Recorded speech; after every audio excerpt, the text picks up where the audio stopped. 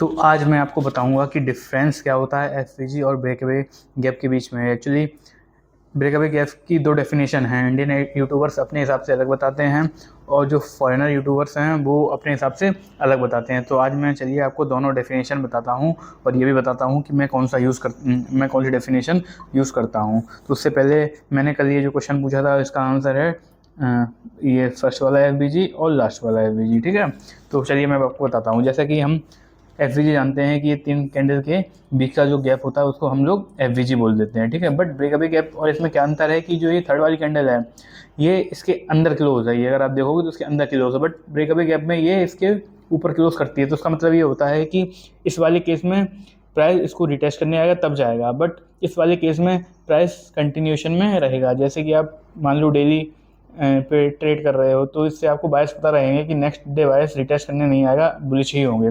But अगर आप India में आते हैं तो कुछ यूट्यूबर बोलते हैं जैसे कि ये मान लो हमारा एफवीजी है, बट क्या करता है प्राइस कभी कभी इसको रिटेस्ट करके चला जाता है और इसके बीच में इतना गैप बच जाता है। तो कभी कभी क्या होता है ना, प्राइस इसको दोबारा रिटेस्ट करने आता है और फिर जाता है। तो मैं एक्चुअली ये वाली डेफिनेशन यूज़ करता हूँ। क्यों? इसका रीज़न है क्योंकि अगर आप इंड्यूसमेंट जानते होंगे तो ये एक तरह से इंड्यूसमेंट भी होता है। ये गैप बच जाता है तो एक तरह से ये लिक्विडिटी बन जाती है। लिक्विडिटी बन जाती है तो प्राइस इसको टैप करने बाद में ज़रूर एक बार आता है। तो मेरे ख्याल से आप ये वाली डेफिनेशन यूज़ कर सकते हो, बट माइंड में आपके ये भी होना चाहिए। आज का ये क्वेश्चन है आपके लिए कि मान लो इसमें ये एफवीजी है एक, ठीक है, तो प्राइस यहाँ से ही टैप करके जाएगा या फिर ये जो बिक है ना ये इसको ओवरलैप कर रही है, इसकी ज़्यादा वैल्यू होगी।